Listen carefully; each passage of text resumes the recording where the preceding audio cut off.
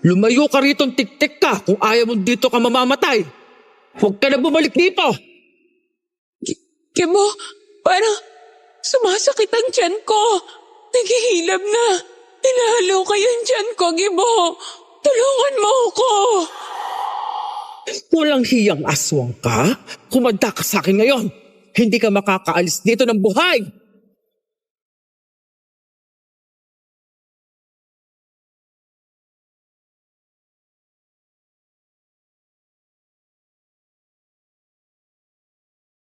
May mga tao talagang kahit may mapapait ng karanasan sa buhay, pinipili pa ring magpanggap na ayos lang sila.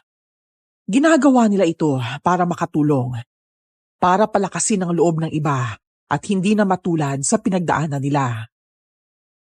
Magandang araw po sa inyo, Miss Esperanza. Lalong-lalo na sa mga kapwa kong nangyayanggaw na listeners ng mga istorya sa channel ninyo. Nais ko pong magbahagi ng kwentong aswang na naranasan namin ng asawa ko noon. Ang totoo niyan, sa tiyahin ko na nagpalaki sa akin, nagsimula ang kababalaghan na ito. Upang lubos ninyong maunawaan, ako po si Gibo. At ito ang aking kwento. Bago ko simulan ng storya, huwag kalimutang mag-subscribe bilang suporta sa ating channel. Anak na, bakit may dugo tong puno ng durian dito sa sulok? At paano nabali yung mga sanga sa taas nito? Chupedring, tignan niyo yung puno ng durian sa sulok. Hindi ko alam kung sadya o ano yun. Ay, teka lang, Gibo ha. Tapusin ko lang yung pag-aabono sa isa. O ano bang meron doon ha? Umatake na naman ba yung mga daga? Mukhang hindi yung daga yung may gawa nun. Hindi kasi basta kagat lang yung nakita ko kundi dugo, Tiyo eh. Kanino dugo? Eh bakit naman magkakaroon ng dugo ron? Teka, ito na. Tapos na ako. Ano kaya nangyari ron? Hindi ko rin alam eh. Pero sigurado ako na wala pa to kahapon. Wala ka bang napansing kakaiba rito kagabi? Eh, hindi ako sigurado eh. Medyo malayo rin kasi sa bahay tong bahagi na to. Ayan, tignan niyo ho. Hindi yan dugo ng daga. Sigurado ako. Nako, baka may sugot ang ibon na dumapo dito. Pwede rin napagdiskitan tong durian dahil sa gutom. Baka may mga hinog na bunga na sa taas. Tingin niyo, malaking ibon yung may gawa nito.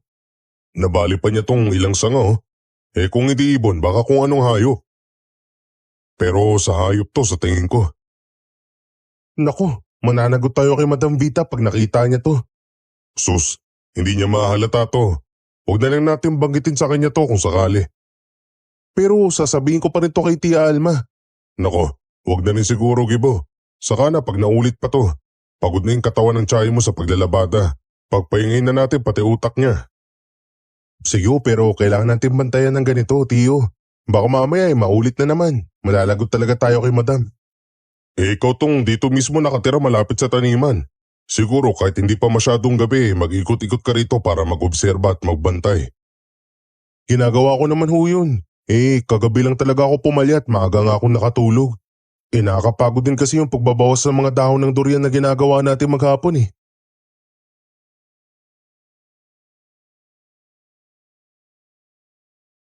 Sa taniman ng durian na pagmamay-ari ng isang mayamang negosyante na si Madam Vita ako nagtatrabaho.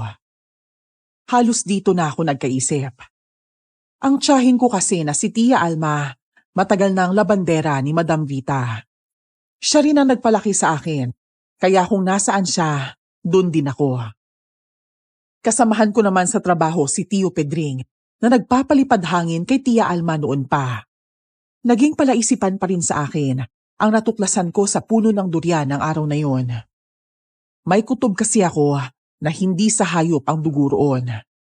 Hinahapunan ng araw na yon. O paano? Mag-iikot ka mamaya niyan, Gibo ha? Uwi na ako.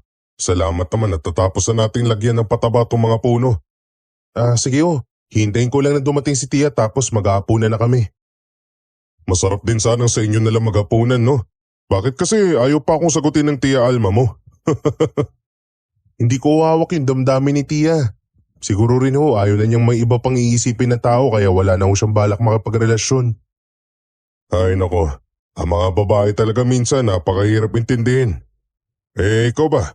Baka mamaya wala ka na rin balak mag-asawa. Wala pa ho sa ngayon pero darating tayo dyan. Di naman ho ako nagmamadali. Pero maganda yung dinala mo ritong si Joy ba yun? Siya pa rin ba yung girlfriend mo hanggang ngayon? Natatandaan niyo pa rin pala si Joy? Oo, girlfriend ko pa rin siya. Kaso busy na yun sa trabaho sa bayan kaya di ko na niyayaya dito. Pero nagkikita naman ho kami tuwing linggo. Pinupuntahan ko na lang siya sa tinutuluyan niya. Aba, baka lumobo na lang yung bigla ha? Naku namang gibo.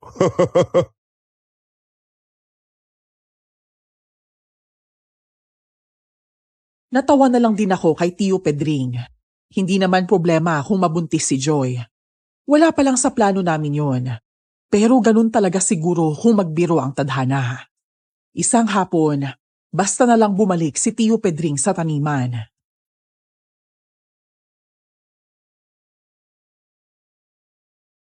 Hoy Gibo, halika rito bilis, may naghahanap sa'yo rito. Naghahanap? Sino naman kaya? Saglit lang ho. Tatapusin ko lang to pagdidilig ng isang puno. Sinong? Joy? Gimo! Buntis ako, Gimo! Anong gagawin natin ito? Nako, ikaw na bata ka Gibo. Nung isang araw lang natin yan napag-usapan. Tapos, eto na siya ngayon. Sandali lang Joy ha. Kumalma ka lang. Teka, umuwi muna tayo sa bahay. Doon natin pag-usapan yan. Chopedring, salamat sa paghatid sa kanya rito ha. Naku wala yun. Nang makasalubong ko siya kanina at umiiyak, napagmastang ko siya at namukhaan. Pakaka ako kung mapano siya sa daan kaya mahirap na. Ayun, hinatid ko na siya dito. Salamat ho talaga. Sana ho, atin-atin na muna to ha. Oo naman. Tayo-tayo lang naman ang nandito pero mag-iingat ka rito iha. Kahit hindi pa malaki ang tiyan mo, mabango na yan, alam niyo na. Si Chopedring talaga nananakot pa. Pero salamat po ulit sa inyo. Inuwi ko sa bahay si Joy ng hapong yun. Maya't maya siyang umiiyak. Nag-aalala na ako, pero hindi ko pa rin mapigilang magtanong. Joy, tama na yung pag-iyak mo, baka mapano po yung anak natin. Pero sigurado ka na ba dyan? Hindi ba? Ano ba, Gimo? Sigurado ako rito. Nagpa-check up pa talaga ako sa clinic para malaman kung totoong ang buntis ako eh. Pakita ko pa sa iyo yung papel eh. Oh, ayan yung result ng urine test ko. At saka ito rin yung pregnancy kit na ginamit ko. 3 pa yan. Oo, naniniwala na ako. Dito ka na lang muna kung ganun. Huwag ka na magtrabaho at baka mapano pa yung magiging anak natin. Paano ang Tia Alma mo pala? Baka mamaya. Akong bahala kay Tia. Ikaw talaga. Alam nga namang pabayaan kita at paalisin dito. Ayoko matulad sa akin ng anak natin ha. Salamat talaga, Gibo ah. Hindi ako nagkamali na ikaw ang lalaking pinili ko.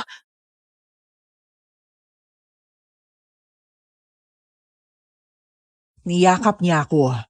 Gumanti rin ako ng yakap, pero medyo tensyonado ako. Hindi ko matansya kung ano ang magiging reaksyon ni Tia Alma oras na malaman niya ang kalagayan ni Joy. Hindi ko pa nga nasasabi yung problema sa taniman ng durian. May panibago na naman akong iisipin. Ayan. Luto na yung adobong kangkong natin na may manok. Ang bango naman ng garlic powder na nilagay ko. Mabango pa talaga? Bakit yung ibang mga nagbubuntis ayaw sa amoy ng bawang? Baka mga aswang sila. Hindi, biro lang yon. Baka masilan yung pagbubuntis nila. At saka, kanya-kanyang pakiramdam lang din yan, no? Sa bagay, si Tia Alma nga nung nagbubuntis ganyan din. Ang sipag magluto at mahilig kumain ng maasim. Tapos yung mga di na nauubos ng pagkain, pinapakain sa amin ni Choberto. Kami tuloy yung palaging inaantok. Anong oras ba siya uuwi? Gabi na wala pa siya eh. Hindi mo ba siya sinusundo? Para pa namang nakakatakot maglakad papunta rito sa gabi. Dulo ng barangay pa to eh. Mga alas 7:30 pa siguro darating yun. Baka maraming pinalaban si Madam Vita. Ilang araw na nga siyang hindi umuwi. Ang sipag ni Tia Alma, no? Pero bakit paglalaba talaga yung trabaho niya? Mahirap kaya yun lalo na marami? Doon daw siya magaling eh. Tsaka ayaw din nung napipirmi rito sa bahay. Nananamlay daw siya lalo. Siguro kung buhay yung kambal niya, ang saya-saya rito ngayon. Kaya ikaw, hindi dahil magkasama tayo, hindi ka na mag-iingat, Joy. Kung pwede nga lang na lumipat ang tirahan, dun sa mas marami tayong kapitbahay. Sa tingin mo, delikado pa rin bang para sa buntis ng katulad ko tong lugar? May mga tiktik pa rin bang nambibiktima sa mga buntis dito? Hindi ko sigurado pero dapat tayong mag-ingat. Huwag ka mag-alala. Aalagaan ko ng mabuti ang sarili ko rito, Gibo. Para sa baby natin, magdodoble ingat ako.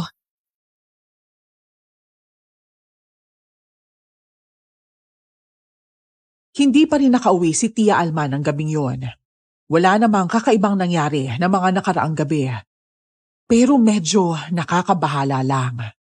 Madaling araw naman nang magising kami ni Joy na parang may kakaibang ingay sa labas ng bahay.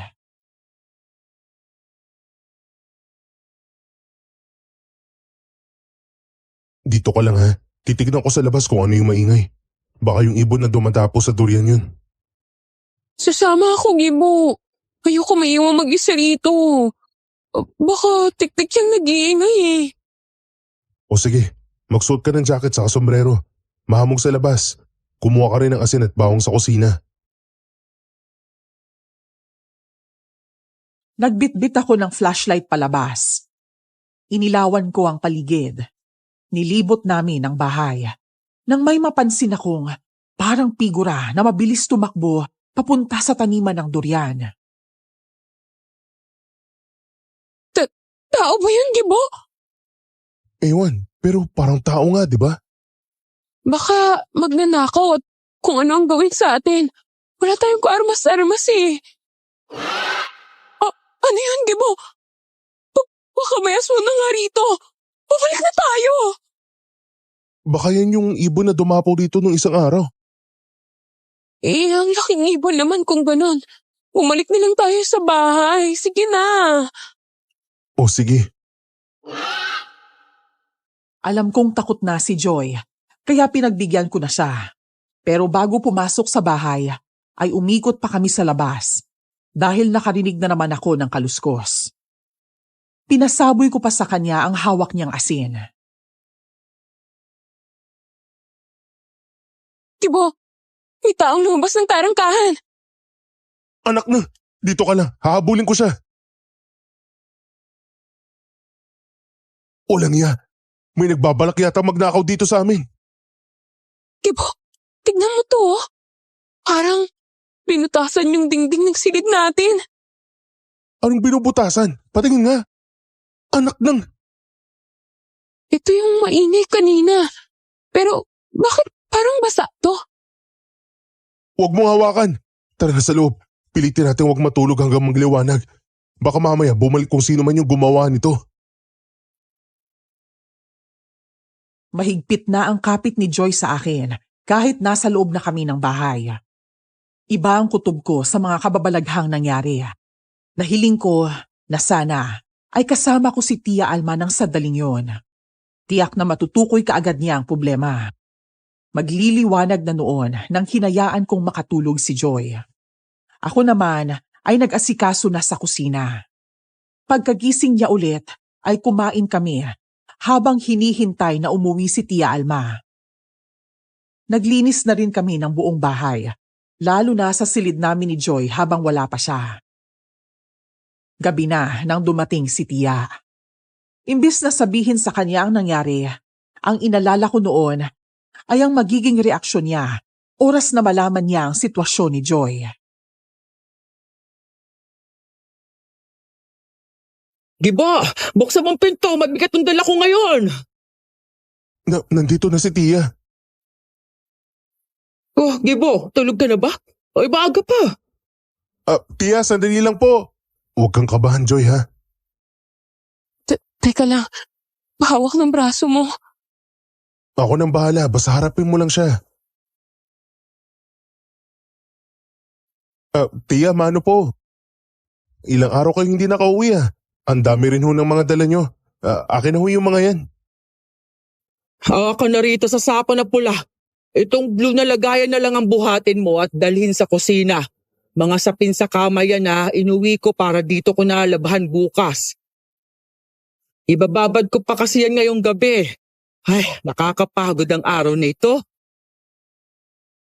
Magandang gabi po, Tia Alma. Kumusta po kayo? Joy! Inaran ka pala. Hindi kita napansin kaagad. Nagtatago ka yata sa likod ni Gibo. Ako nga po. Tia, mano po? Kawaan ka ng Diyos. Kailan ka pa nandito? Buti nakadalaw ko ngayon. Pero gabi na. 4 na araw na po ako rito, Tia Alma. 4 na araw? Sigurado kang dito ka natutulog ng 4 na araw na? Aba, talagang idinaon yung wala ako rito? Hindi ko naman po kasi alam na ilang araw kayong hindi makakauwi, Tia. At saka, biglaan din po yung pagdating ni Joy. Nangangatwiran ka pa talaga. At bakit naman biglaan ang pagdating mo, Joy? Anong meron? Tia, ano kasi, ang totoo po niyan, hindi dito na po si Joy sa atin. Dito na siya. Bakit naman? Anong problema, Joy, ha? Tia Alma, ano kasi? Tia, baka hindi pa kayo naghahaponan. Kumain na ho muna tayo. Masarap yung tinolang manok na niluto ni Joy. Huwag mong ililihis ang usapan, Gilberto, ha? Tatamaan ka sa akin. Anong problema ninyong dalawa? Tia, ano kasi, si Joy ho, buntis siya. Buntis? Diyos mio! Halika nga rito, bata ka. Aray, Tia, yung tenga ko po, masakit na po. Aray. Ikaw na bata ka? Ilang beses ko nang sinasabi sa'yo, hanggat hindi tayo nakakalipat ng tirahan, huwag kang gumawa ng problema. Paano na yan ngayon? Delikado para sa mga buntis itong taniman ng durian. Tia Alma, pasensya na po talaga. Ako po talagang nangungulit kay Gibo. Pag nakikita po kami. Tumigil ka riyan! Isa ka pang babae ka. Hindi kayo nag-iingat. Pasalamat ka't buntis ka. Dito ko nalang ibubuhos ang galit ko sa nobyo mong to. Ikaw talagang Gilberto ka, ha? Kumuha pa talaga si Tia ng walis tingting na malapit sa kanya at pinagpapapalo niya ako noon. Naghabulan kami sa loob ng bahay. Hanggang sa lumabas na ako, saka pa lang siya tumigil. Diyan ka na lang sa labas! Huwag ka na pumasok dito sa loob ng bahay! Tia naman hindi ko naman po pababayaan si Joy. At saka, ayaw nyo pa na may apo na kayo. Magiging maingay na yung bahay natin pag nagkataon. Tigilan mo ko rin, Gilberto! Bahala ka kung saan puno ng durian kang matutulog. Bawal kang pumasok dito sa bahay ngayong gabi. Tia Alma naman. Tia Alma, lalabas na rin lang din po ako kung ganon. Ako naman po talagang may kasalanan ito eh. Hoy, Joy! Ba't talagang sasamahan mo pang lalaking yan dyan sa labas? Tia, sige po kayo. Pag hindi nyo kami pinasok, baka mamaya may mangyaring masama sa amin dito. May mga kababalaghan pong nangyari dito habang wala kayo. Lalo na nung nandito si Joy, buntis pa naman siya. Anong sabi mo? Kababalaghan? Huwag kang gumawa ng kwento ha para lang mawalang galit ko, Gilberto. Papasukin niyo po muna ako.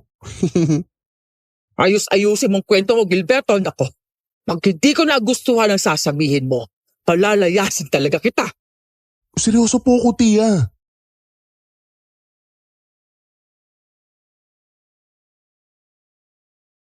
Pinapasok na niya ako sa bahay sa wakas. Galit pa rin si Tia. Nang isiniwalat ko ang mga nangyari sa kanya, kitang-kita ko ang galit sa mukha niya. lalong hindi naging magandang timpla niya. Nagmura pa siya ng wala sa oras. Puntahan natin ang puno na yun ngayon din. Bilisan nyo! Kukuha ako na itak. Pero tiya, si Joy, hindi natin siya pwedeng iwan dito. Eh di sumunod siya. Bakit? Aakit ba tayo ng bundok? O kung gusto mo rin magpaiwan ka.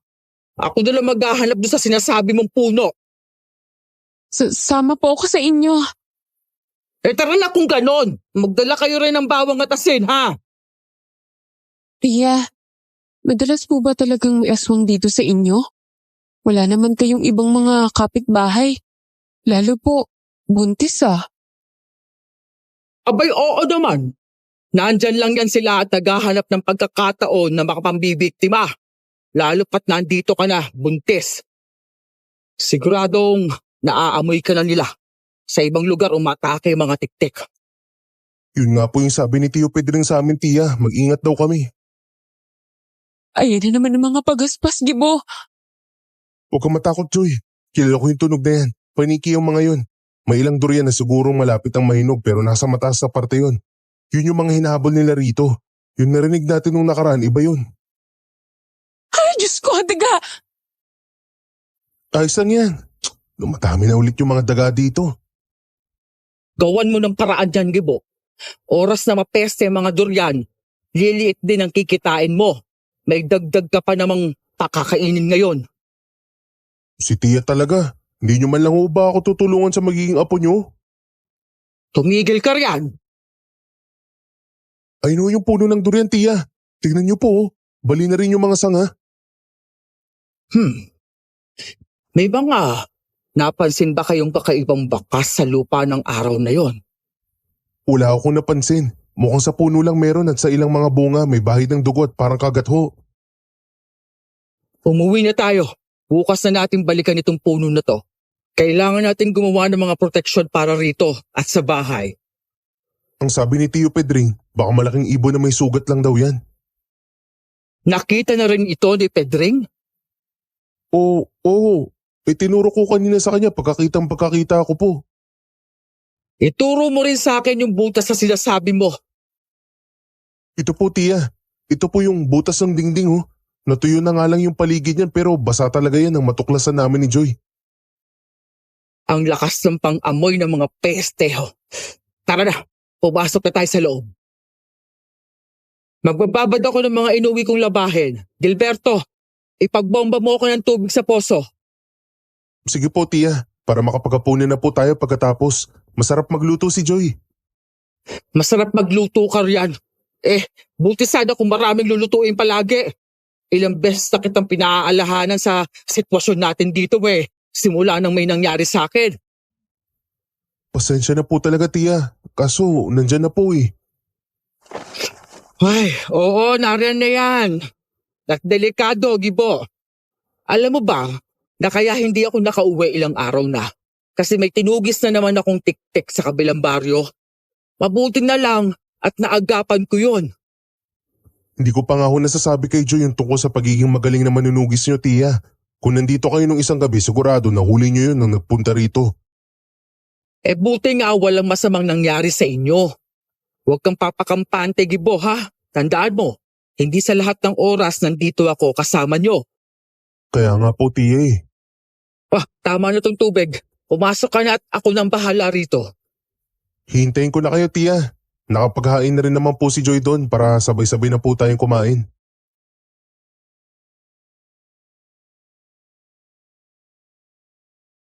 Hindi na sumagot si Tia. Pero nakita kong binilisan niya ang ginagawa. Lalo pa nang may humuni na namang ibon sa hindi kalayuan. Lihim sa marami, isang manunugis ng aswang ang tiyahin ko. Mas kilala naman siya sa lugar namin bilang labandera. Pero hindi naman lingid ang masamang nangyari sa kanya noong buntis pa siya. Biktima ng tiktik si Tia nung nagbubuntis pa lang siya ng kambal sana. Dahil sa nangyari, ang asawa naman niyang si Tio Berto, iniwan siya. Sinisi niya si Tia na hindi nag-ingat noon. Na imbes na manatili sa bahay, naglaba pa rin sa kung kanino sa probinsya nila.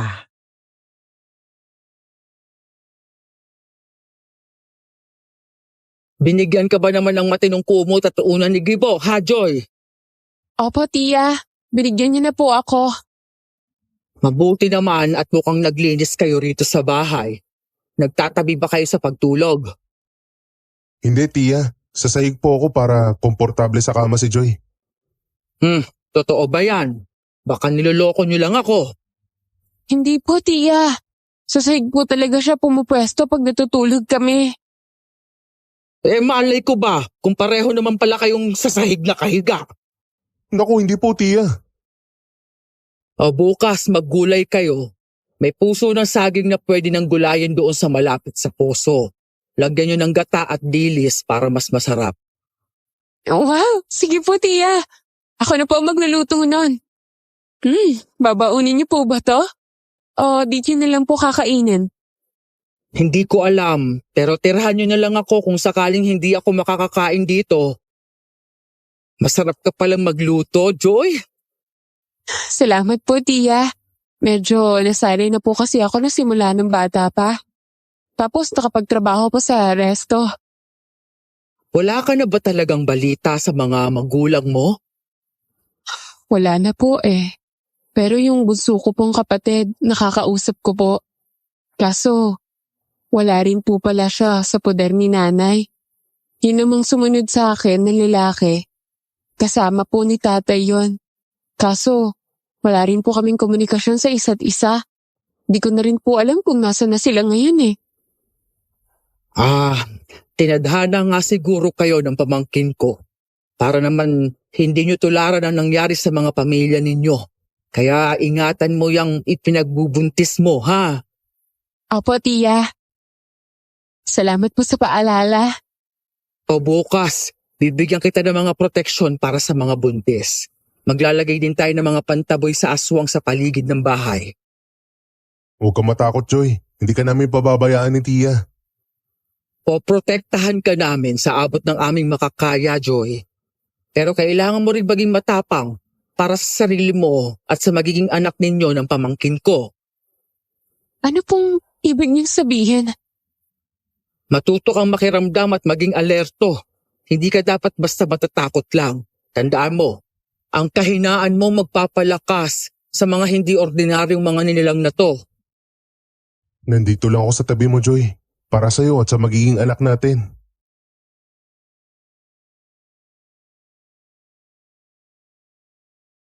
Natapos ang hapunan na halos puro tungkol sa proteksyon ang binanggit ni Tia sa amin. Lalo akong humanga kay Tia. Nasa lagpas 40 na siya. Hindi pa naman sana matanda, pero simula nang mabiktima siya ng tiktik noong buntis siya at iwanan ng asawa, para siyang biglang tumanda. Hindi lang sa edad, kundi lalo na sa pagsasalita. Marami siyang pinagdaanan na karamihan ay hindi ko nasaksihan dahil hindi naman niya ako sinasama sa panunugis na ginagawa niya. Ang alam ko lang, sa kabila ng lahat, naging matapang siya. Nang gabing yun, parang gwardya kami ni Tia na salitan sa pagmamatsyag sa paligid, habang si Joy, alam kong hindi rin nakakatulog ng tuloy-tuloy. Pagsapit ng umaga,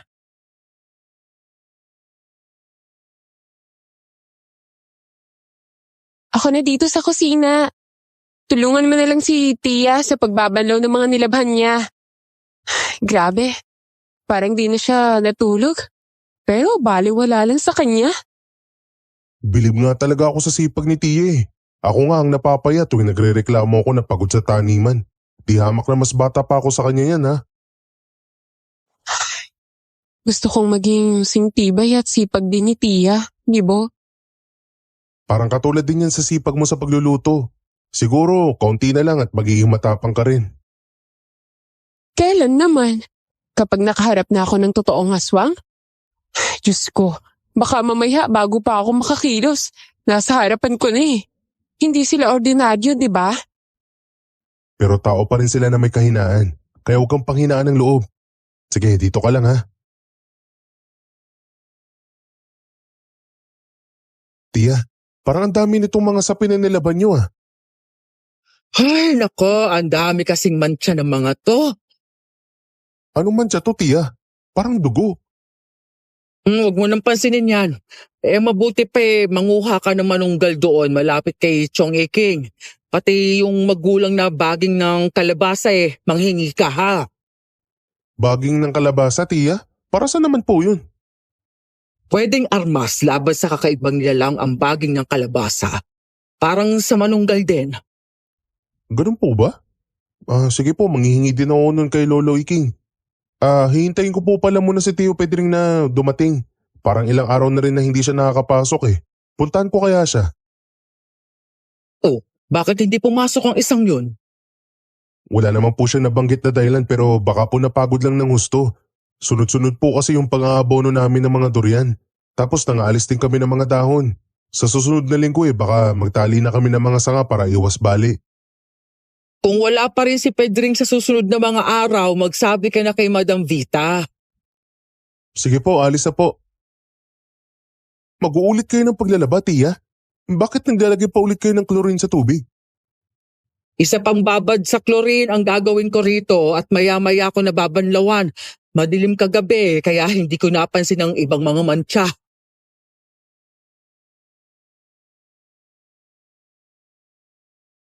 Gusto ko pa sanang mag-usisa pa rin kay Tia noon. Pero naisip ko rin na nakakapagod na ang paglalaba, kaya hinayaan ko na lang siya. Walang tao sa kubo ni Lolo Iking nang pumunta ako. Kaya nanguha na lang ako ng mga baging ng kalabasa sa taniman niya. Marami na ang walang dahon doon at yun lang ang pinili ko at pinutol. Pagbalik ko sa bahay, nadatnan ko na may kausap si Tia na batang lalaki. Mabilis din itong umalis bago ko pa man malaman ang pinag-usapan nila.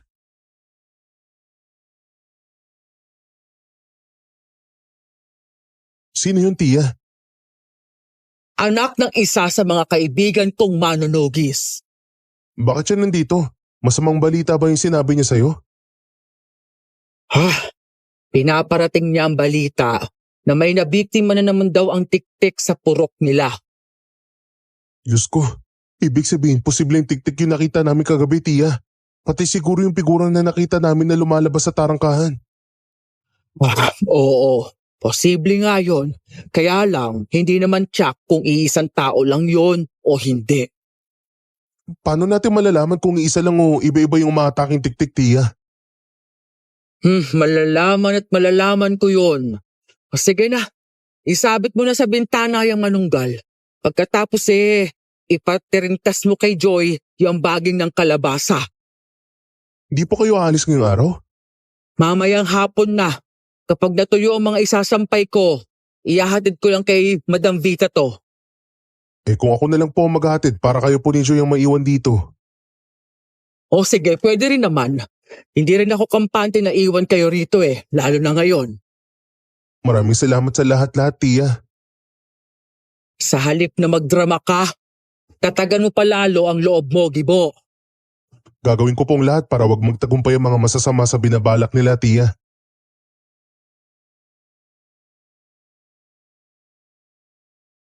Bago dumilim ng araw na yon, hinatid ko sa bahay ni Madam Vita ang mga nilabhan ni Tia. Ibinilin ko na lang sa kasambahay ang mga yon dahil wala si Madam. Malapit lang din naman ang bahay ni Tio Pedring noon kaya dinaanan ko rin siya. Pero wala ring tao. May napansin naman ako sa silong ng bahay niya noon. Magulo sa sulok ngayon at maraming tambak.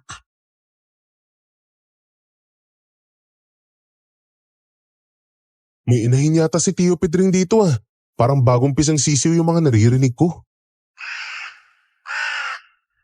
Ano ba naman yan? Maaga pa para manakot. Makauwi na nga lang.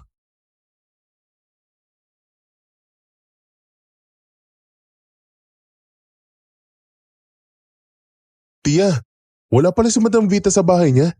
Iniwan ko na lang kay Aling Bet yung mga dala ko. Dumaan din ako kay Tio Pedring. Wala rin siya sa bahay niya. Saan kaya nagpunta yun? Sige na, pumasok ka na sa bahay. Dalhin mo tong baon ng nyog na may uling. May kamangyan doon sa ilalim ng altar. Lagyan mo at ilagay sa ilalim ng higaan ni Joy.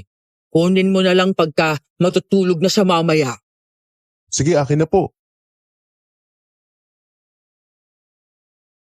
Para saan yan, Gibo? Pantaboy sa masasamang espiritu dito sa loob ng bahay. Lalagyan ko lang ng kamangyan to. Sana epektibo yan para makatulog ako ng mahimbing. Magpapahid ka ng lana kay Gibo mamaya, ha, Joy? Kung hindi ka lang buntis paiinumin kita ng tiyaan ng Hasmin. Hihingi na lang din po ako ng lana para itabi ko po sa pagtulog, tiya. 'Di ba, meron po nung kumukulo kapag meron pong aswang sa paligid? Oo, bibigyan kita mamaya. Sasalinan kita sa maliit na bote na pwede mong bitbitin. Yung lana na nakalagay sa altar ang babawasan ko.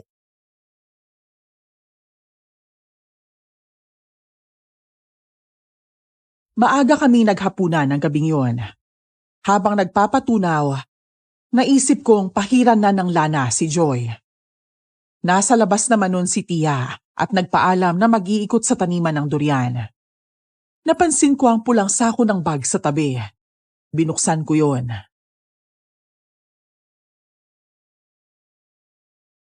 Ano yan, Gibo? Malilit na bote tapos mga tuyong ugat. Ang dami langis din ito. Anong gagawin naman ni tiya sa mga yan? Malamang gagawa siya ng mga proteksyon lalo na laban sa mga aswang. Ang dami niya na. Mamimigay kaya siya o magbebenta ng proteksyon? Hayaan na natin yan dyan. Baka masita pa tayo pag pinakailaman natin. Halika na, papahiran na kita nitong langis. Gibo, isara mo mabuti ang mga bintana at pinto, ha? Iusog mo rin ng kaunti ang higaan ni Joy para hindi masyadong nagdikit sa dingding. Oo, Tia. Tia, anong gagawin niyo po sa mga maliliit na bote na dala niyo? Mamimigay ako ng proteksyon at panlaban sa mga aswang. Tutulungan niyo ako sa susunod na mga araw kung wala kayong gagawin. Tutulungan ko po kayo, tiya. Sabihan niyo lang po ako.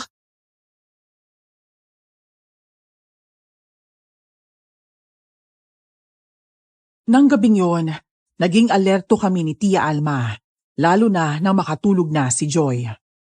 Sa kabutihang palad, hindi na nasundan ang pagpaparamdam ng aswang sa paligid.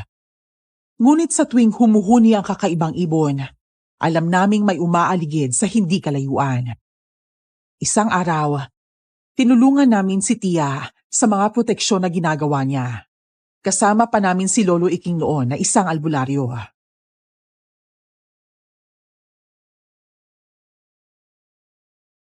Itong mga bote, lagyan niyo muna itong mga ugat at tiniktik na dahon sa loob. Saka niyo unti-unti ipuhos ang langis hanggang lagpas kalahati ng bote. Bakit hindi na lang natin punuin, Lo? Kung pamahid at panlaban, pwede yung punuin. Pero kapag para sa proteksyon, kalahati lang. Para makita ka agad sa loob oras na kumukulo. Kumuha kayo ng malaking garapon na may lamang asin. Ibuhos niyo itong langis na ito ron. Tuwing sasapit ang hapon ay magwisik kayo nito sa paligid. Oh, ito namang mga boteng to. Lamnan nyo, tsaka natin bibit-bitin sa puno ng mga durian. Pati sa puno ng mga durian maglalagay tayo, Tia? Ano pong ibig sabihin niyo ron? May kinalaman po ba yung natagpo ang dugo sa puno? Huwag na nating hintayin na maperwisyo. Hindi lang tayo, kundi pati ang kabuhayan mo, Gibo. Naiintindihan ko po. Napakaswerte ng pamangkin mo sa iyo, Alma. Palagi sana kayong gabayan ng Panginoong Diyos sa araw-araw na pamumuhay niyo. Sana, masugpo na ang mga halimaw na walang ginawa kundi ang pumatay ng mga inosente, lalo na ang mga sanggol. Salamat din po sa tulong niyo, Lo.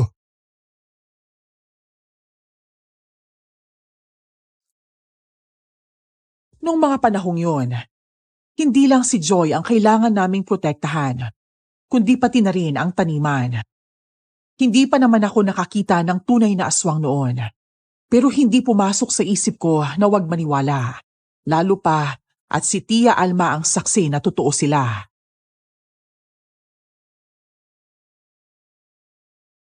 Ano, Gibo?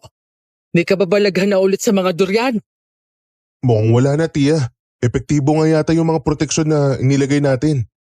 Pero yung mga bote na may langis, parang kumukonti po yung laman. Ibig sabihin, may gumagala talaga na kakaibang nilalang. At malamang madalas kumulo ang mga yon.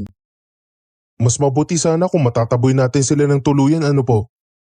Kung hindi naman nila pinakikialaman ng mga tanim at hindi nila tayo sinasaktan, wala tayong dahilan para itaboy sila. Wala na po kayong matutugis sa oras na mangyari po yun, tiya. Mas gusto ko naman yun. Hindi habang buhay na pinangarap kong maging manunugis. At ang mga tinutugis ko lang naman yung mga nahuhuli kong gumagawa ng masama. Kung sana pwedeng indaan sa panalangin ng lahat, ano po? Para naman matahimik na ang buhay nating lahat. Kung walang masama, walang mabuti. Kaya malabo sigurong maging matahimik at mapayapa ang lahat ng lubusan. Pero tiya, sa gitna nitong nakakatakot na sitwasyon na pinag-aandaan natin, sobrang nagpapasalamat po ako sa inyo. Kasi kahit alam kong gigil at galit kayo, hindi nyo pa rin kami tiniis ni Joy. Jesus! Pag tinikis kita, anong mapapala ko? May iba pa ba akong kamag-anak o pamangkin na makakasama sa buhay at malalapitan maliban sa'yo? Si Tio Pedring po. Ay, naku! Wala akong oras sa kanya. Teka nga lang. Nagdududa na ako sa isang yan. Hindi pa rin siya nagpapakita rito, di ba? Kaya nga po tiya, alangan namang pagod pa rin siya hanggang ngayon. Mahigit isang linggo na yung nakalipas, hindi pa rin siya nagpapakita dito. Dumating siya rito noon.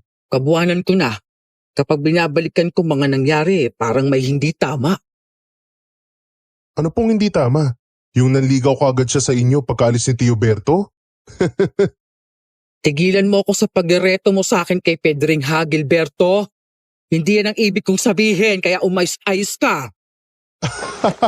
Si Tia talaga, hindi naman mabiro eh.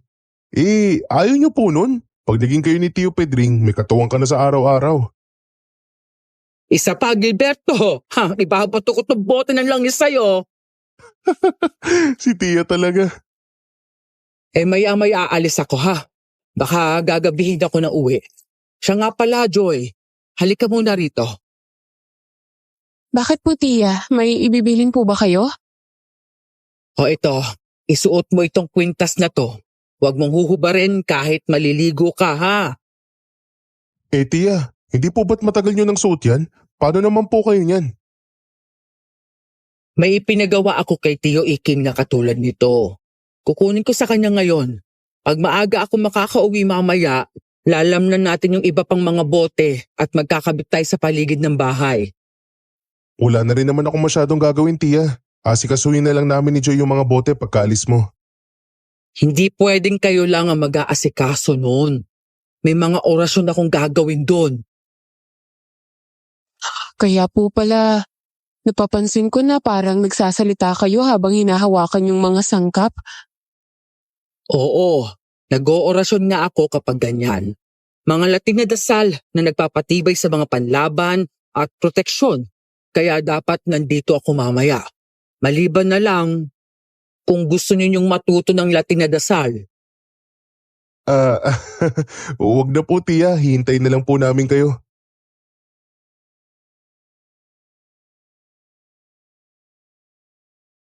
Umalis ng umagang yon si Tia. Niyaya ko naman si Joy na mag-ikot sa taniman ng durian. Hindi naman mainit doon. Nagdala pa ako ng upuan para sa kanya sakaling mapagod siya.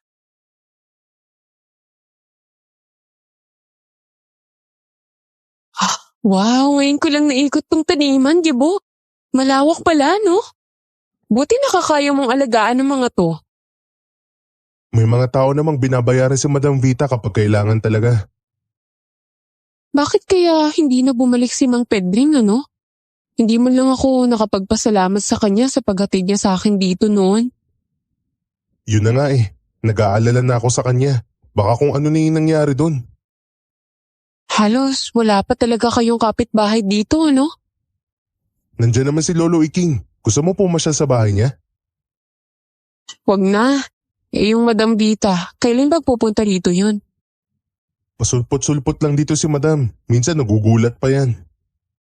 Pero hindi naman siya istrikta o maselan. Baka mamaya magalit siya nung biglang iba palang taong gumagala rito sa taniman ng durian niya. Nako, hindi siya ganon. Pagdating kay Tia Alma, walang reklamo si Madam. Si Tia na yung bahala ron. Ay, salamat naman. Nakahinga ako ng maluwag. Iinisip ko kasi na baka magka-problema ka sa kanya. Ang daming bunga ng isang puno, oh. Hindi ba mababali ang sanga niyan? Tatalian namin yung mga sanga niyan para hindi mabali. Sakto pala na umikot tayo rito. Babanggitin mamaya kay Tia yan. Baka magtali kami ng mga sanga sa susunod na araw. Ano kaya ang pwedeng maitulong ko? Nakakahiya naman na wala talaga akong kahit isang gagawin tapos kayo busy. Anong wala? Di ba nagluluto ka ng mga ulam? Di pagluto mo rin kami. Pati merienda na kung pwede. Malamang magdadagdag kami ng tauhan para madaling matapos ang trabaho. Sige ba? Ay, salamat naman at may pakinabang na ako dito. Basta kung pagod o may iba kang dinaramdam, magsabi ka sa akin ha. Oo naman.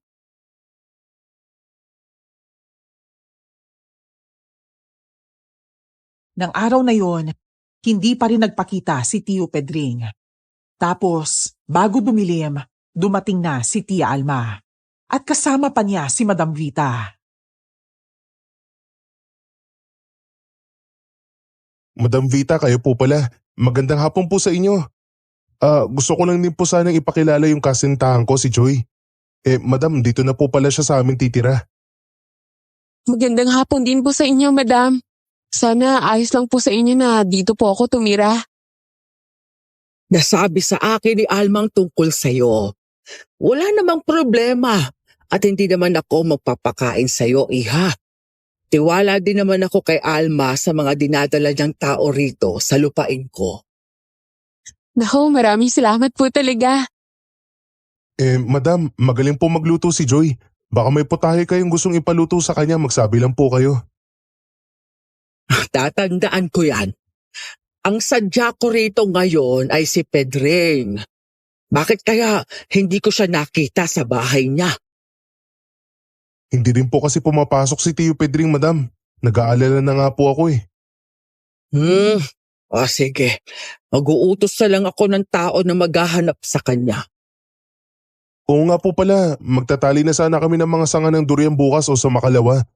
Halata na po yung pagbigat ng mga bunga eh. Marami-rami siguro yung kailangan talian ngayon. Sige, puntahan mo na lang yung mga kukunin mong mga tutulong sa iyo. Tapos ipaalam mo sa akin kung ilan sila. Makukuha ba sa isang araw ang pagtatali ng mga sanga? Depende po sa makukuha kong mga tao bukas, madam. Pero nung nakaraan po, nakuha namin ng buong araw. Sige. Ipagpalagay na natin aabutin pa kayo ng 2 araw. Dadagdagan ko na lang ang supply ng bigas at ulam ninyo. Libreng pagkain pala kapag may mga ganyang marami ang tauhan, ano? Ang galing naman. Ikaw bang magluluto bukas, iha? Pwedeng-pwede po. Swerte mo, Joy. Kasama ka sa babayaran pagkatapos ng 2 araw niyan. Sigurado ka? Kahit libre na lang ako ng kain, ayos lang, no? May sinasabi ka ba, ha, iha? Wala po. Pero maraming salamat po. Napakabait niyo po palang amo. Sige. Hindi na rin ako magtatagal. Babalik na lang ulit ako bukas ng maaga. Kahit huwag mo na akong sunduin sa bahay, Alma. Maglalakad na lang ako hanggang dito. Ihatid ko na rin po kayo, madam. Joy, sama ka. Dito na lang ako, Gibo.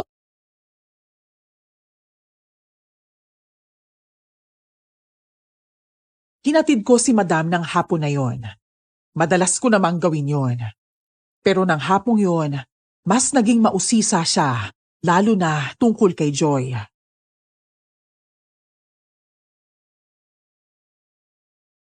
Ang ganda ng nobya mo, Gibo. Tapos ikaw, may itsura naman. Tsak na magiging maganda at gwapo rin ang mga anak ninyo. Salamat po, madam. Nagagandahan talaga ako sa kanya. Napakaamo ng muka at bagay na bagay sa kanya ang kayumangging kulay niya. Magaling kang pumili, ha? Sinuwerte lang siguro, madam. Taga saan pa si Joy? Tsaka yung mga magulang niya, buhay pa ba?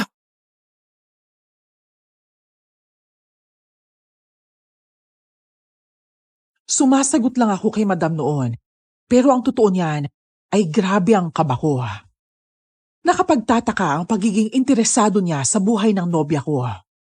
Pagdating sa bahay, pinaghintay pa niya ako at pinadala na sa akin ang bigas na sasaingin para sa mga trabahador. Nagpadala rin siya ng mga prutas, maging tinapay at gatas para kay Joy. Sa susunod bibili na ako ng gatas para sa buntis. Naku po madam, sobra-sobra na mga to. Nakakahiya na po eh. Hindi ko po matatanggap ang mga to. Ano ka ba naman, Kibo? Para yan sa mag-ina mo, kaya wag mong tanggihan. Sasama niya ng loob ko. Pero madam, Wala nang pero-pero. Sige na, umuwi ka na. Papadilim na. Ako nang bahala sa mga tauhan na kasama mo magtatrabaho bukas. Darating kami. kayo po yung bahala madam. Salamat po ulit.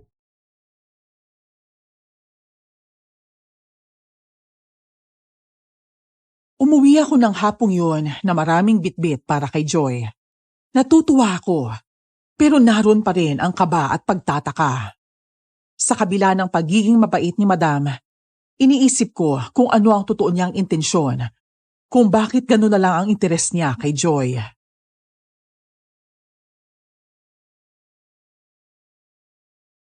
Wala namang masama kung binigyan kayo ng mga yan ni Madam. Kilala ko siya. Kapag nagbigay siya bukal sa loob. Kaya lang tiya. Hay nako, Gibo. Kung ano man yang inaiisip mo tigilan mo na. Ang bantayan mo tuwing gabi yung tik-tik na umaaligid. At ikaw naman, Joy. Magpasalamat ka kay Madam bukas para rito sa mga ibinigay niya, Apo, tiya. Magpapasalamat po ako bukas. O tara nang maghapunan at iidlip muna ako bago mag-ikot sa taniman. Ako naman ang mag-iikot mamaya tiya. O sige, ikaw ang bahala.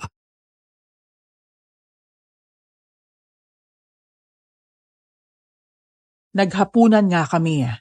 At pagkatapos, bitbit ko na ang flashlight para mag-ikot sa taniman. Wala namang kakaiba nung una. Hanggang sa parang basta na lang lumakas ang ihip ng hangin. Sinundan yon ng malakas na huni ng ibon.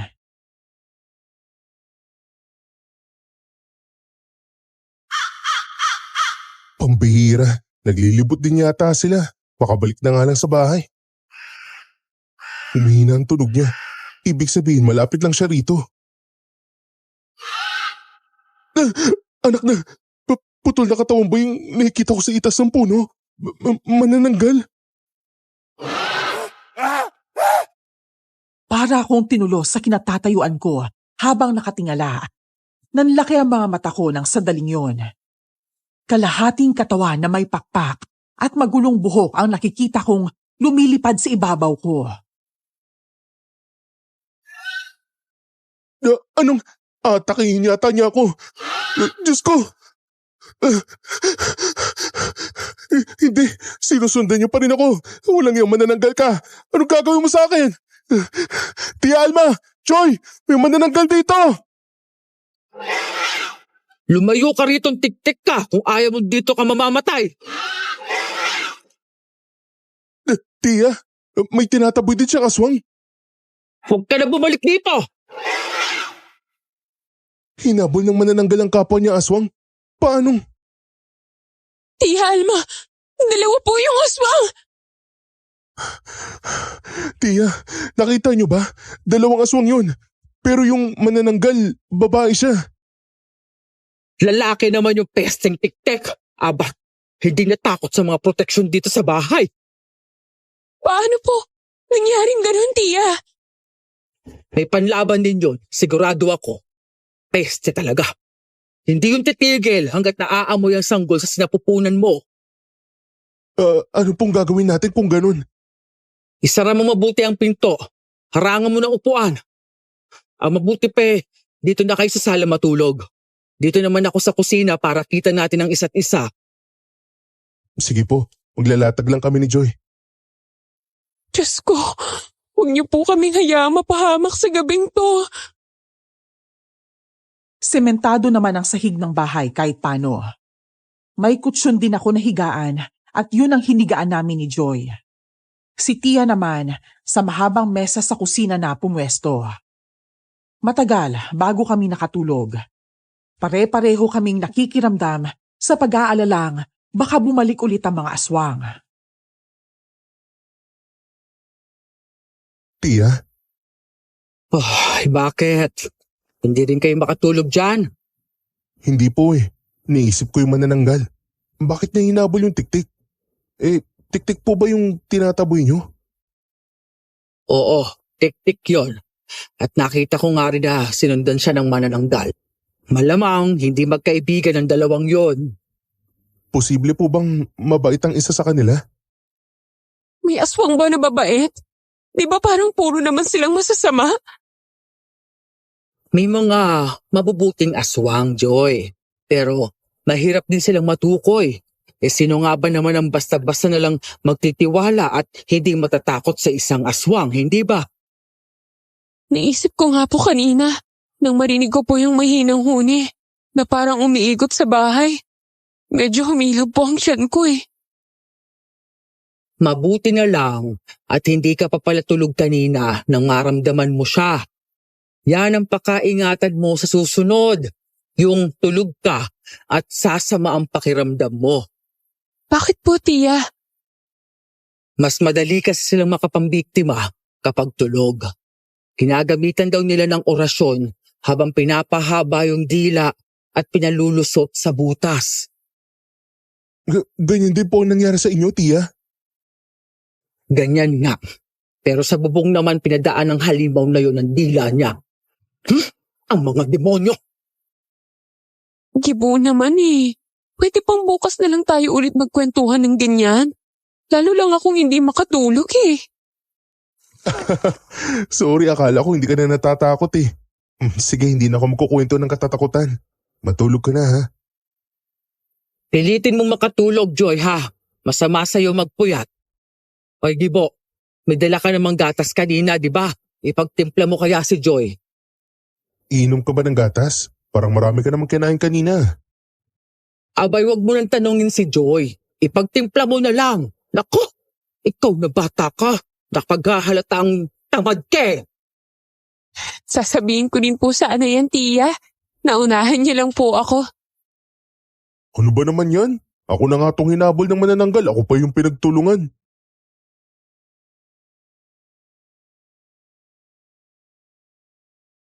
Nagreklamo nga ako ng sandaling yun, pero ginawa ko pa rin ang pagtimpla ng gatas. Pinagtulungan kasi ako ng dalawang mahalagang babae sa buhay ko. Nang sumunod na araw, maaga pa nga, ay dinig na namin si Madam Vita sa labas ng bahay. Nauna pa siyang dumating kesa pagbangon namin ni Joy.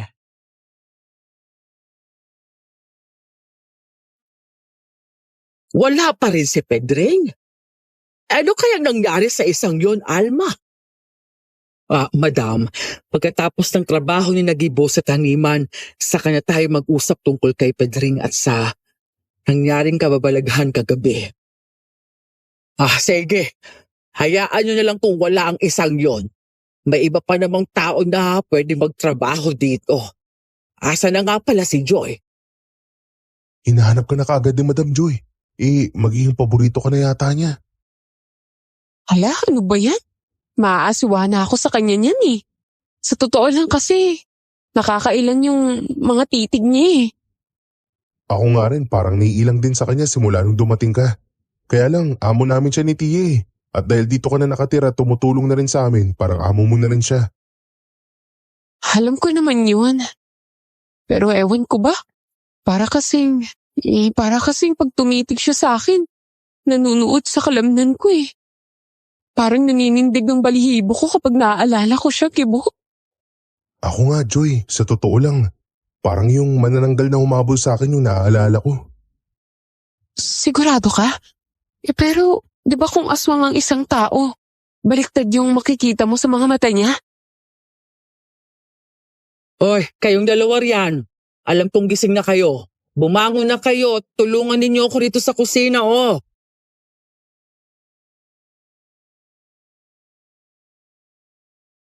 Nagkatinginan kami ni Joy, pero hindi na sumagot si Tia Alma. Nabahala ako sa takbo ng usapan namin tungkol kay Madam. Siguro, kung hindi siya buntis, hindi rin magiging ganon ang takbo ng isip namin. Paglabas namin ng silid, naging abala na ang lahat. Gustuhin ko mang bantayan si Joy kasama si Madam. Kinailangan na naming magtrabaho pagkatapos mag-almusal.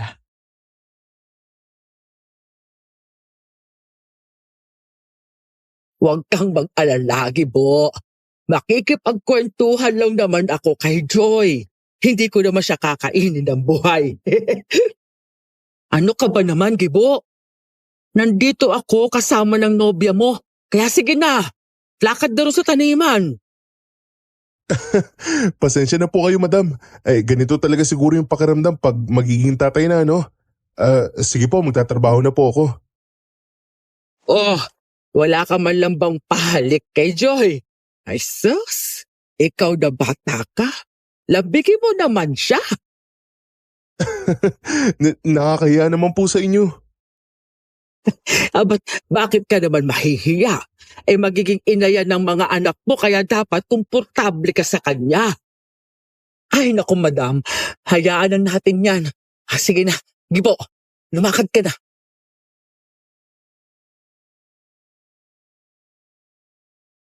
Narinig ko pa ang pagtawa ni Madam na parang kinikilig. Naging abala na kami sa umagang yon.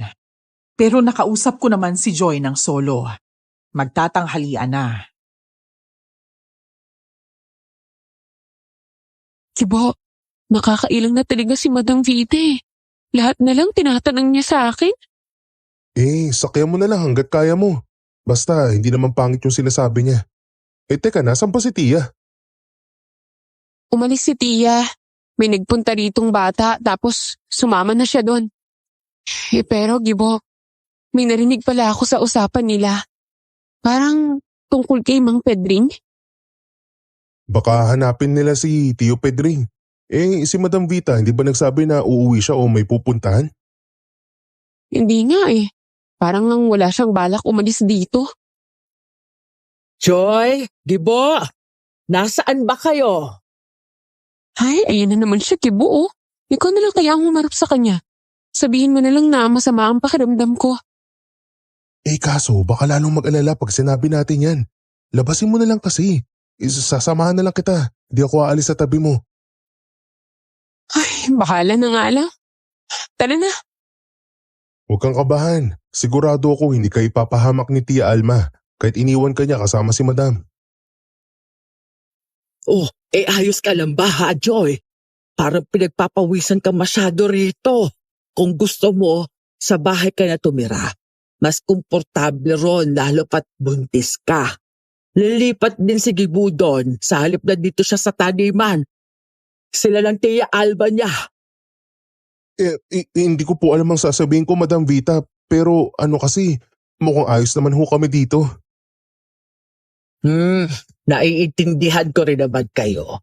Pero kung sakali, Gibo, pag nanganak si Joy sa akin na lang siya magtrabaho. Huwag kayo mag-alala. Hindi kayo malulugi sa akin. Alam ko naman po yung Madam eh. Hayaan niyo po, mukhang matagal-tagal pa naman yun. Kulang-kulang 1 taon pa.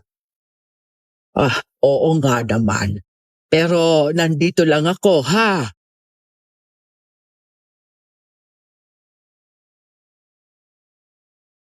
Pati mga mata ni Madam ay nangingislap yata habang nagsasalita ng sandaling yon. Pero may iba akong natuklasan nang matitigan ko siya. Baliktad ang figura ko sa mga mata niya. Mabilis naman siyang nag-iwas ng tingin at basta na lang tumalikod. Uuwi na pala ako. Sabihin niyo na lang kay Alma na puntahan ako sa bahay pagdating niya, ha? Mainit pa masyado, Madam. Gusto niyo po ba ng payong? Pasasamahan ko na rin po kayo. Hindi, wag na. Kaya kong umuwi mag-isa. Pagbutihin niyo na lang ang trabaho niyo, ha? Nang makalayo na si Madam Vita, kumapit lalo si Joy sa braso ko. Nanlalamig siya noon. Hindi ko tuloy nasabi sa kanya ang natuklasan ko. Tara, doon tayo sa malilim na puno ng durian. Wala kang kasama dito eh. Natatakot ako, Gibo. Sa tingin ko. Shh! Kailangan mo maging matapang, Joy. Para sa akin at sa magiging baby natin. Kumalma ka lang. Babalik na lang siguro ako sa bayan. Maghahanap ako doon ng matitirahan. Kesa naman dito. Sige, kung yan yung makakapagpanatag sa pakiramdam mo. Pero pagkatapos na nitong trabaho ko, ha? Makakapaghintay ka naman siguro kahit hanggang bukas ng hapon pa, di ba? O kahit sa pagkadating ni Tia mamaya. Sa ngayon, sumunod ka na muna sa akin. Sige, sasama ako sa'yo. Magdadala lang ako ng tubig. Maghapong sunod ng sunod si Joy sa akin. Magdidilim na nang matapos namin ang trabaho. Siya namang pagdating ni Tia Alma. Galit ito at aligaga.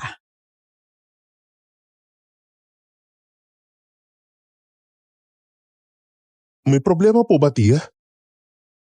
Gibo, pahiram mo ng lana itong itak at sibat. Pati yung karit do sa lagayan ng panggata, pahiram mo na rin. Nasaan na ba yung asin na nilagyan nyo ng langis? May bagong bili akong bawang nga. Ihalo mo ito, Rono. Joy, ipunin natin dito sa mesa lahat ng mga panlaban sa aswang. Tia, anong meron? Kinakabahan na kami sa inyo.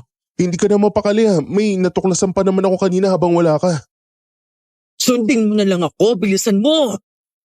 Tia, sa bayan na lang po kami maglalagi ni Gibo. Hindi ko na po kaya yung takot dito eh. Ano ka ba naman, Joy? Ngayon ka ba tatakas kung kailan tatapusin na natin ang pananakot na ito?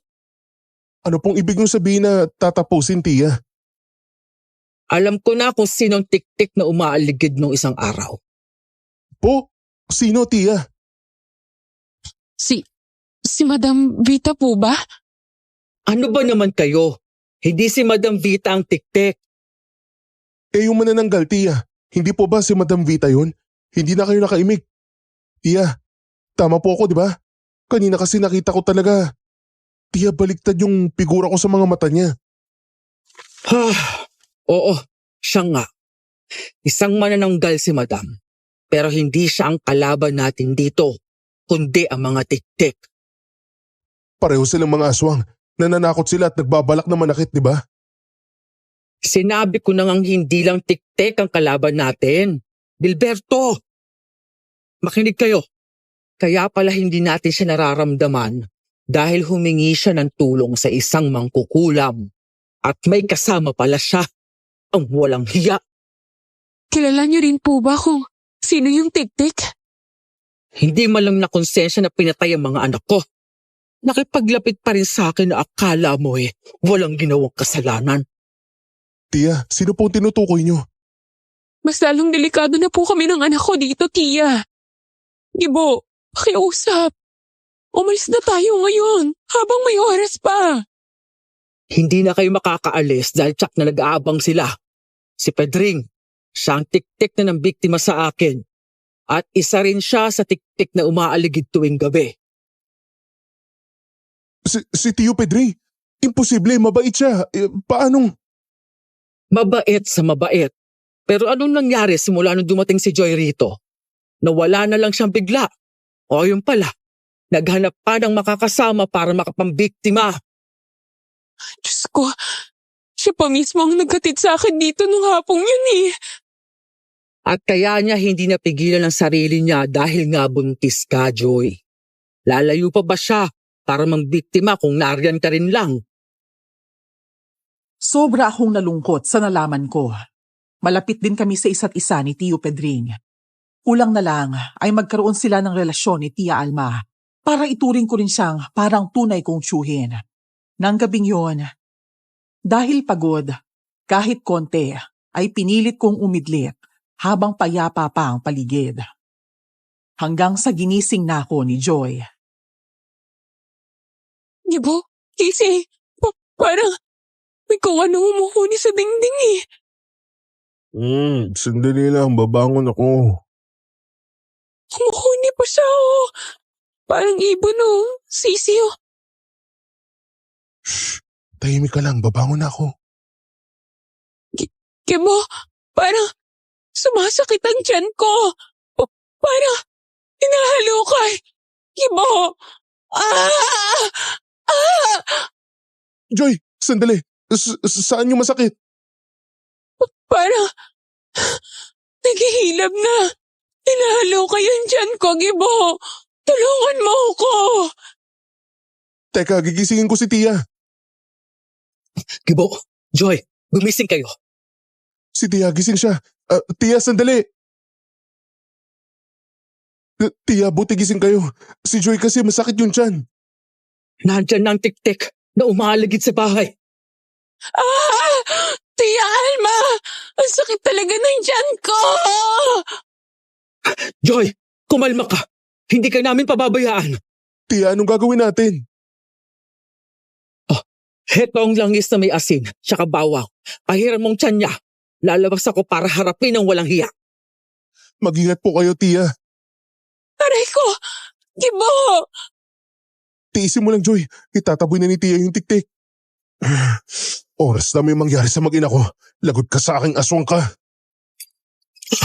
Walang hiyang aswang ka? Ha? Humanda ka sa akin.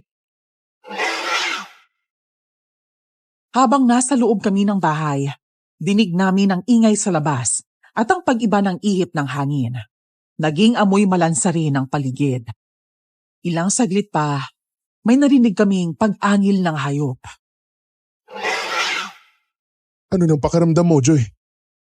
Medyo bumubuti-buti na. Pwede mo na sigurong iwan para tulungan si Tia sa labas. Walang yaka, Pedring! Humanda ka sa akin ngayon. Hindi ka makakaalis dito ng buhay. Akin ang kamay mo. Pipisil-pisilin ko at papahiran din. Pag siguradong ayos ka na, saka ako lalabas. Gibo, buksan mo ang pinto. Nandiyan din si Lolo Iking. Diyos ko, salamat naman. May mga kasama ka rito. Maraming salamat at dumating po kayo, Lo. Sumakit po yung tiyan ni Joy eh. Natural yan. 2 tik-tik sa labas at may manananggal na gumagala sa taniman ng durian. Sige, tulungan mo ang tiyahin mo ron. Sige po, Lo. Mula sa jealousy ng bintana, sumilip muna ako sa labas. Kitang-kita ko kung paano labanan ni Tia ang 2 aswang sa paligid niya. Dinampot ko ang sibat. Saka dumakot sa garapon ng asin at bawang sa langis bago lumabas na ng silid. Sinalubong ako ng isang tik-tik. Tao siya na may pakpak. Pumagaspas pa siya sa harap ko. Halimaw kayo! Ito ang sa inyo! Ha! Huwag mong tigilan hanggat hindi mo napapatay ang isang yan, Gibo! Ako harapin mo, Alma! Huwag kang magmadali, Pedring. Darating din ang katapusan mo. Ha! Ilang saglit pa ay napuno na ng pag-angil ang paligid. Maliksi ang mga aswang na kalaban namin. Nahirapan ako nung una sa kalaban ko na mukhang bata pa. Dumudulas ang sibat sa katawan niya. Halos hindi ko siya matamaan. Diyos ko, paano ko matatalo ang isang to? Nakuha ng manananggal na dumating ang atensyon ng 2 aswang. Dahil doon, nakatama ako sa kalaban kong tik-tik. Lagot ka sa akin ngayon! Mamamatay ka na! Ha! Malakas na umangil ang aswang nang bumao ng sibat sa dibdib niya. Pero dumoble naman yata ang lakas niya dahil nahagip ako ng pakpak at kamay niya. Tinamaan ako sa balikat. Aray! Walang yaka. Nakabaw na yung sibat sa'yo. Malakas ka pa rin. Ito pang sa'yo. Kasabay ng maliksing paggalaw ng tik-tik, 2 kamay ko naman ang mahigpit na humahawak sa sibat. Kaya kahit bumagsak man ako sa lupa, hawak ko pa rin ang armas ko. Ginalaw ko pa yon at lalo lang bumaon sa katawan ng aswang. Sa muling pag-angil nito, nakita kong parang unti-unti na itong humina. At nang bumagsak sa tabi ko, mabilis na naging abo. Mabilis akong bumangon at nilapitan si Tia Alma. Madulas ka, Pedring, ha? Ipinagmamalaki mong itim na kapangyarihan ng mangkukulam? Ingat po kayo, Tia. Pagtutulungan natin siya. Doon ka sa kabila, Gibo. Paligiran natin siya. Pagkasaboy ko ng asin, atakihin mo siya. Opo, Tia.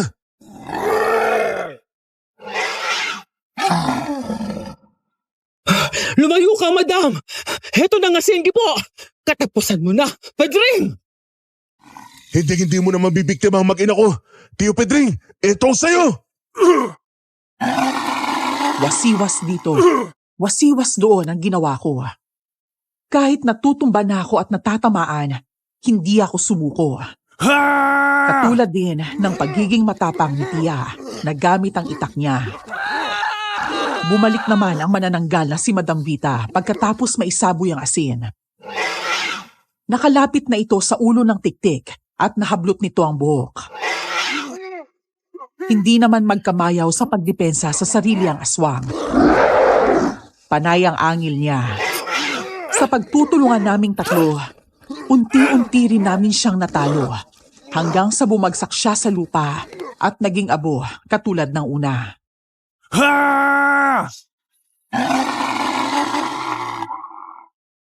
Diyos ko. Sa wakas natalo rin siya. Natapos na rin ang pesteng tiktik. Si Joy, Tia. Diyos ko.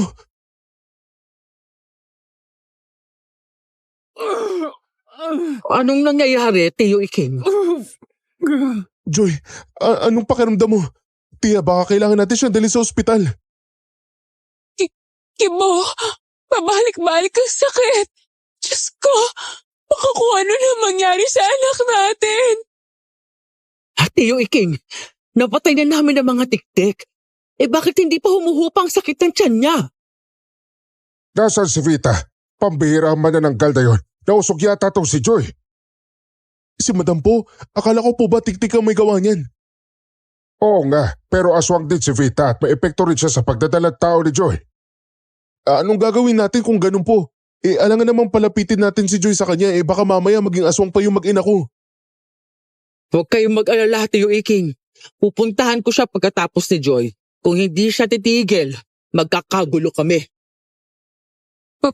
Pasensya na po. Nagkahalo-halo na po yata ang sama ng pakiramdam ko.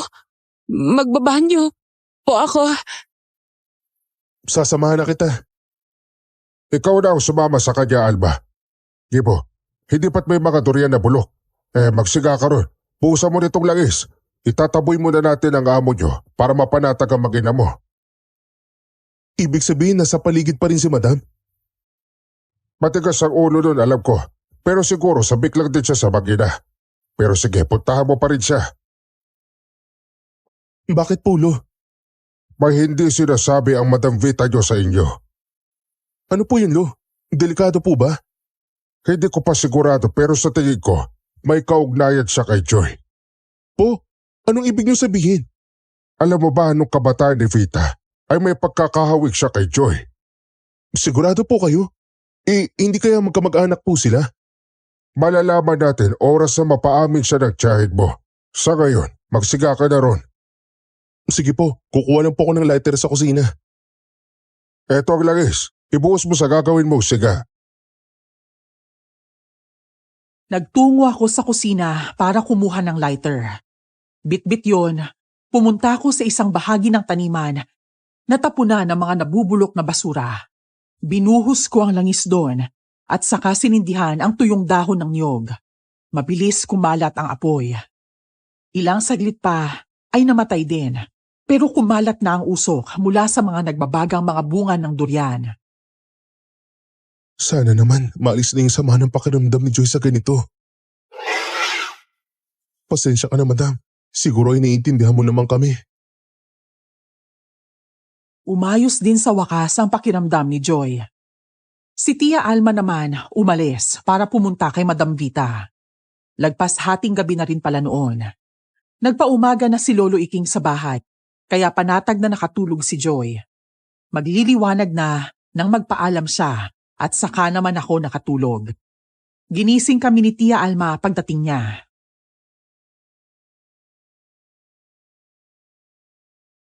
Kailangan natin pumunta kay Madam ngayon din. Mag-ayos na kayo at importante ito. Ano pong meron, Tia? Maayos naman na sigurong pakiramdam mo, di ba? Sa bahay ni Madam na tayo magpaliwanagan. Maayos naman po. Pero kinakabahan na naman po ako eh. Ay, Joy, kalmahin mong sarili mo. Walang gagawing masama sa'yo ang Lola Vita mo. Lola Vita po? Ay nako, impis na sorpresa sana eh. Wala na. Pero ito, di bale. Basta, tara na sa bahay niya. Tia, sigurado po ba kayo? Baka mamaya. Pagdududahan mo pa ako na tsahin mo Gilberto?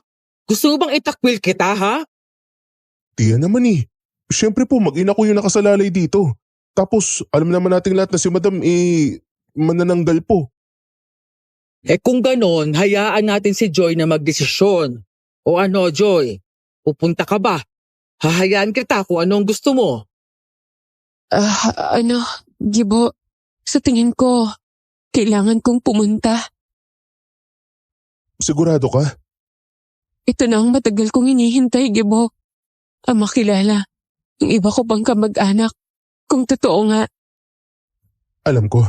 Kaya sige, sasamahan kita. Pagkatapos ng laban kontra mga aswang, isang madamdaming paghaharap ang nangyari ng araw na yon. Inabandon na ako ng kapatid ko na lolo mo at ng iba ko pang mga kamag-anak dahil nga naging manananggal ako sa murang edad. Umalis ako sa atin at nakilala kong asawa ko na may-ari nitong lupain. Pero, hindi naman po kayo masamang manananggal, di ba? At saka, kung wala naman po kayong sisiw sa tiyan o itim na bato, ibig sabihin pwede kayo maging normal lang, di ba? Nayanggaw ng isang manananggal si Madam sa pamamagitan ng laway sa tainga. Kaya hindi nananalaytay sa dugo niya ang pagiging aswang niya. Basta po, hindi kayo nananakitla. Walang rason para iwasan namin kayo. Ngayon, pwede na akong mamatay. Lola Vita naman. Hindi niyo pa nga nakikita yung apo niyo sa tuhod eh. Madam, ngayon pa ba kayo susuko? Oo nga naman po, Madam. Napatunayan na namin kung gaano kayo kabuti kaya walang rason para maging malungkot kayo. Napaiyak pa siya lalo dahil sa mga sinabi namin. Nilapitan naman siya ni Tia para pakalmahin. Simula ng araw na yon, sa malaking bahay na ni Madam Vita o Lola Vita kami nakatira ng matiwasay at payapa. Sumapit ang anihan ng durian at nagkaroon ng selebrasyon. Pinakilala ni Madam Vita si Joy at ang isang kapatid niya sa matanda na lalo pa nitong ikinatuwa. Minsan, nausisa ko naman si Tia tungkol sa pagiging manunugis niya. Matagal niyo na po bang alam na si Lola Vita ay manananggal, Tia? Oo, matagal ko nang alam at wala akong balak sabihin yun sana. Kaya lang Dumating po si Joy at bibigtamahin sana siya ni Tio Pedring. ganun na nga. Ang walang hiyang pedring na yon. Paano pala kung hindi dumating si Joy? Mambibiktima sila ng pamangkin niya habang nagpapanggap sa harap natin. Nakakapanghinain po si Tio Pedring. Pag naalala ko siya nung araw na hinatid niya si Joy. Paano na lang kaya kung hindi niya pala hinatid sa bahay? Kung naisipan na niyang magpakabuti noon, sana hindi na lang siya nakipagkasundo sa mangkukulam. Kilala niyo rin po ba yung mangkukulam, Tia? Nako, nasingil na yon ng mga nabiktima niya. Namatay yon bago mamatay si Pedring. Kaya siguro hindi na rin ganun kalakas na naging proteksyon sa kanya. Kayo po tiya, may balak pa po ba kayo magpatuloy sa pagiging manunugis? Tama na sa akin na nabigyan ko ng hustisya ang pagkawala ng kambal ko. Wag po sana kayo magagalit tiya ha. Pero si Tio Berto po, may balita pa kayo? Matanda na ako, Gilberto. Ilalaan ko na lang ang lakas ko para sa magiging apo ko. Wag po kayo mag-alala tiya, hindi rin naman po kita pababayaan. Jesus, ewan ko lang din. Napangiti na lang ako kay Tia noon. Kita ko naman na nangingislap ang mga mata niya. Nang yakapin ko siya, hindi naman siya nagreklamo. Masasabi kong pinahanga ako ng tiyahin ko. Dadalhin ko rin sa pagtanda ang mga aral na natutunan ko sa kanya. Lalo na ang pagiging matatag at huwag mawala ng pag-asa sa kabila ng mga hamon sa buhay. Sa kasalukuyan, may 3 na kaming anak ni Joy. Kami na rin ang namamahala sa taniman ng durian at tumutulong sa iba pang negosyo ni Lola Vita, kasama ang kapatid ni Joy. Si Tia naman, tuloy pa rin sa paglalaba at pagiging alalay ni Lola. Hanggang dito na lamang po ang aking istorya. Mabuhay po kayo at ang channel ninyo. Ako pong muli si Gibo at ito ang aking kwento.